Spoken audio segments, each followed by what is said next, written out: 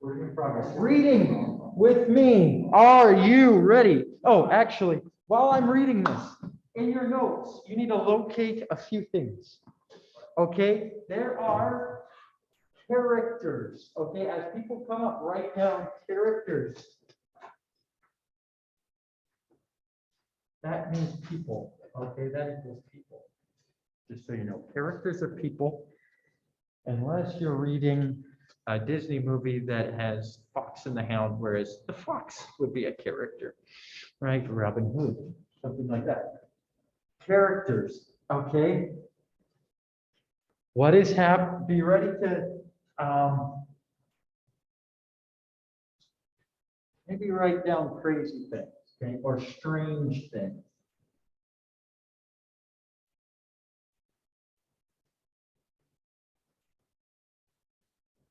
And then important things Jesus says.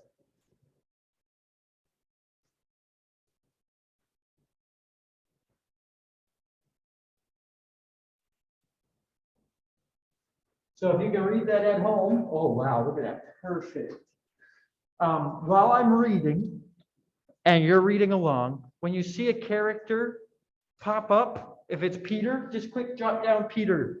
Peter, right? If it's Elijah, just quick jot down Elijah, right? And then strange things. What's weird going on here, right? And then after that, important things that Jesus says. So if he has a statement that's like, go and jump over the moon or something like that, right? Put that down. He doesn't say that, but. All right. This is called the Transfiguration. Okay, remember, the whole process of this is to do something, to prove to people, right, that Jesus doesn't just meet the prophecies, right, those kinds of things. He's coming and he is God, because you cannot believe he's the Messiah if you don't believe he's God. That's the point of this. Okay, now, since nobody wants to read for the UP, Monica, do you want to read for the UP? You do. Well, get up here. No, because the microphone's here. Well, you can from here. Oh, here she comes. The power of the UP. Good job, Monica. I'm proud of you. Now, Can I be here? No. Hi, get in front people. of the camera, because that's for the microphone. Oh, hi. Let it rip. 28 to the end. To the, which one? 28 until? How about just go 28 to 36? No, 22 verses. Okay, You've done more than 28, right? Now it came to pass, about 8 days after these sayings, that he took Peter, John, and James, and went up to the mountain to pray. As he prayed, the appearance of his face was altered, and his robe became white and glistening. And behold, two men talked with him, who was Moses and Elijah, who appeared in glory, and spoke of his deeds which he was about to accomplish at Jerusalem. But Peter and those with him were heavy with sleep. And when they were fully awake, they saw his glory and the two men who stood with him. Then it happened, as they were parting from him, that Peter said to Jesus, Master, it is good for us to be here, and let us make 3 tabernacles, one for you, one for Moses, and one for Elijah, not knowing what he said. While he was saying this, a cloud came and overshadowed them, and they were fearful as they entered the cloud. And a voice came out of the cloud saying, This is my beloved Son, hear him. When the voice had ceased, Jesus was found alone, but they kept quiet and told no one in those days any of the things that they see. A voice healed. Now it happened on the next day, when they had come down from the mountain, and At that, a great multitude met him. Suddenly, a man from the multitude cried, saying, Teacher, I implore you, look on my son, for he is my only child, and behold, a spirit seized him, and suddenly cries out. It convulses him so that he foams at the mouth, and it departs from him with great difficulty bruising him. So I implored your disciples to cast it out, but they could not. Then Jesus answered and he said, O faithless and preserved generation, how long shall I be with you and bear with you? Bring your son here. And as he was still coming, the demon threw him down and convulsed him. Then Jesus rebuked the unclean spirit, healed the child, and gave him back to his father. Jesus again predicted his death. And they were all amazed at the majesty of God. But while everyone marveled at all the things which Jesus did, he said to his disciples, Let these words sink down into your ears, for the Son of Man is about to be betrayed into the hand of men. But they did not understand this saying, and it was hidden from them so that they did not perceive it, and they were afraid to ask him about his saying, Who is this greatest? Then a dispute arose among them, as which of them would be greatest. And Jesus, perceiving the thought of their heart, took a little child, and he set him by him, and said to them, Whoever receives this little child and in my name receives me, and whoever receives me receives him who sent me. For he who is least among you all will be great. Jesus forbids Sacrarianism. Now John answered and said, Master, we saw someone casting out demons in your name, and we forbade him because he does not follow with us. But Jesus said to him, Do not forbid him, for he who is not against us is on our side. A Samaritan village rejects the Savior. Now it came to pass, when his time had come for him to be received up, that he steadfastly set his face to go to Jerusalem, and sent messengers before his face. And as they went, they entered a village of the Samaritans to prepare for him. But they did not receive him, because his face was set for the journey to Jerusalem. And when his disciples James and John saw this, they said, Lord, do you want us to command fire to come down from heaven and consume them, just as Elijah did? But he turned and rebuked them and said, You do not know what manner of spirit you are of. For the Son of Man did not come to destroy men's life, but to save them. And they went to another village. Okay, thank you. Give the round. Okay, key characters or characters who are mentioned. Oh, I'm gonna write them on the board.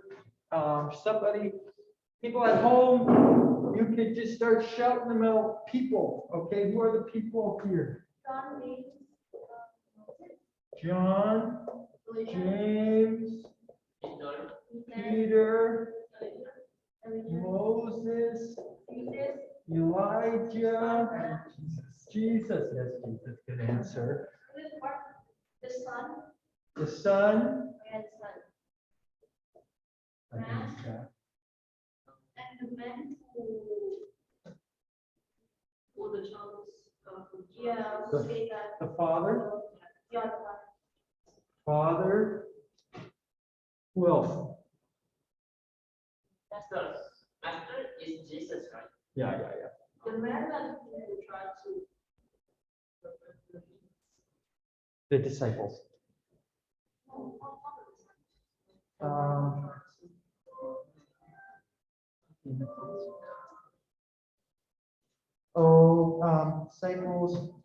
Oh, the children, right? demon. The demon. Oh,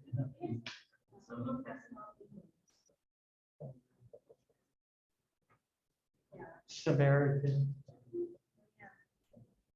Because they're in the village, right?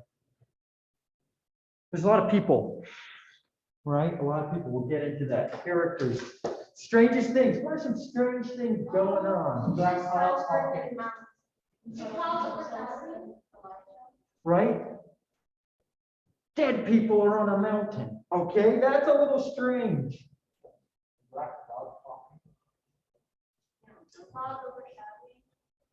Clouds. Right? What happens to Jesus? He transfigured, which means he didn't. Being transfigured doesn't mean he was changed like a person goes from a person to an alligator. It's like a butterfly, right? It's the same thing going from a caterpillar to a butterfly. It's not a new organism or anything, right? It's a process of being transfigured, right? He became, right? He allowed the glory of himself, which is God, to be shown. And it was blinding, right? Jesus became light, literally. Light and showed his glory. That's a little strange, right?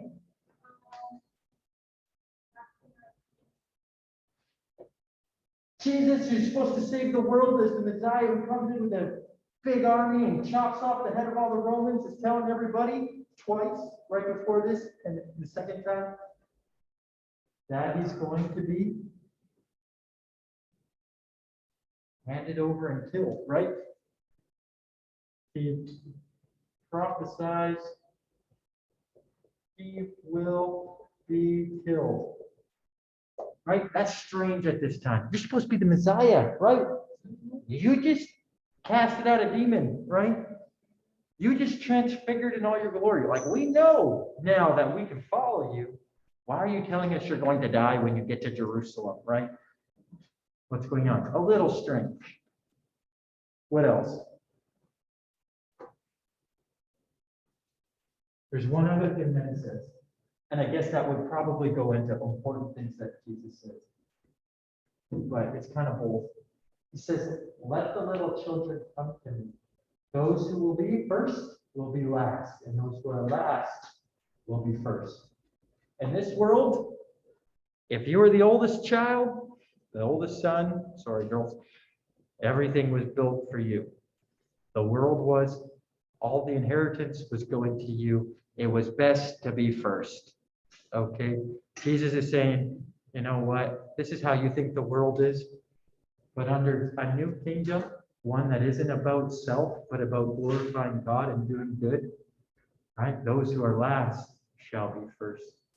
Let the children come. Children weren't supposed to be seen or heard at the time, but Jesus welcomes them, right? They're supposed to be hidden in the house, right? Until they're of age, but not in the kingdom of the Lord. And so, important things Jesus says. What is important? What are things that are said that are important? I didn't want you to get through 8 verse 28 says that I say to them, whoever receives this little child in my name receives me, and whoever receives me receives him who sent me. For he who is least among you all. Yeah, that's kind of what we just said, right? Those who receive children receive Jesus. Those who receive Jesus receive the Father, right? You might want to write that in your notes. You're going to have a test about the reverse kingdom balance. Other important things that were said by Jesus from what we read. Nixon. Should be in your notes, right? You're jotting down what's going on. Anything important? Andrea, something important. Oops.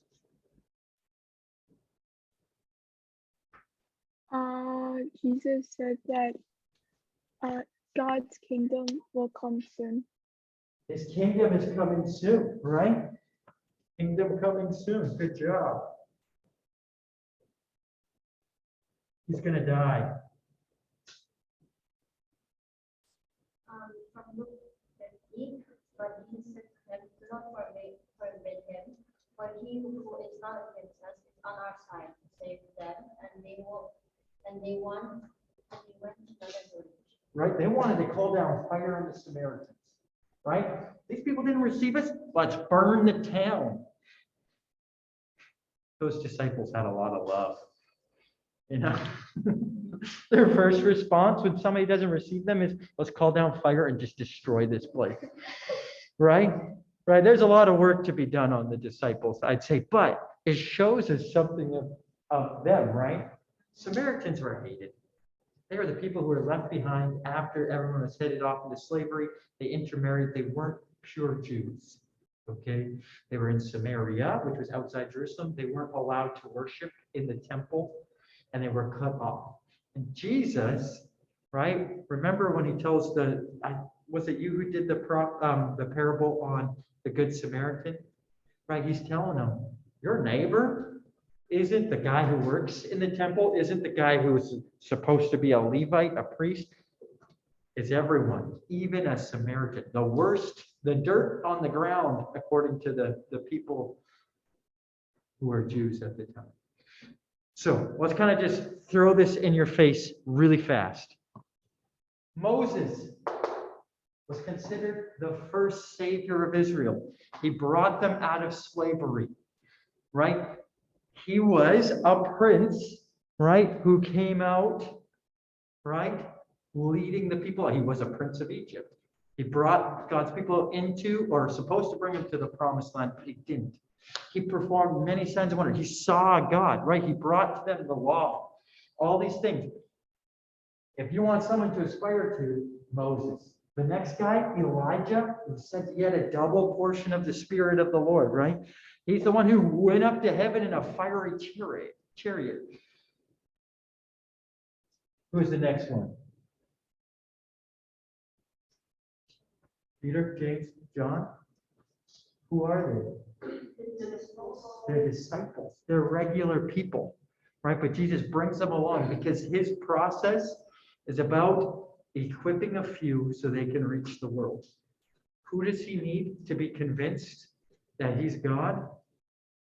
He doesn't need the world from day one. He needs disciples from day one. So he only chose 3. Wouldn't it be better if he did it in front of the crowd of 5,000 people who he just fed? But he does it for a specific reason, right? Because you can't just say, I follow Jesus because I saw his glory. You need to be able to say, I saw Jesus because he forgave my sins. That's why you follow. Right? And so we're getting to that. We're getting there closer and closer, right? We have a whole bunch of other people in this story, right? But one thing we're sure of now, right? Moses, a dead person alive, what does it prove? Because there's different groups of people, right? There's Pharisees and there's Sadducees. Pharisees believed in the afterlife. Sadducees believe there's nothing. All we got is what I can feel and touch. When you die, you're just done. What Jesus is proving to these people is there is an afterlife because, right, on a mountain, you've got Elijah and Moses coming and encouraging who? Jesus. Right? Moses is the savior of Israel who failed. Right? Jesus is going to go all the way.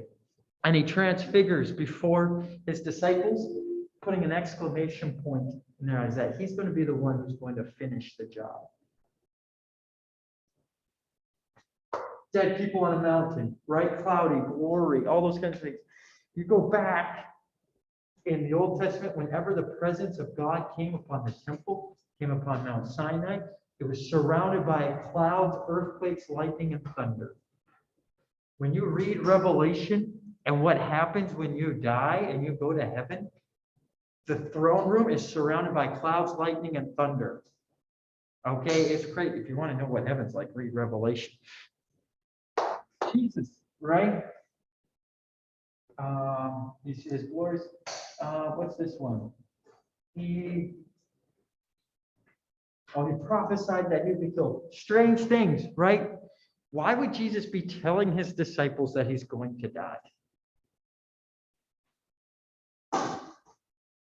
And that he'll rise again in 3 days.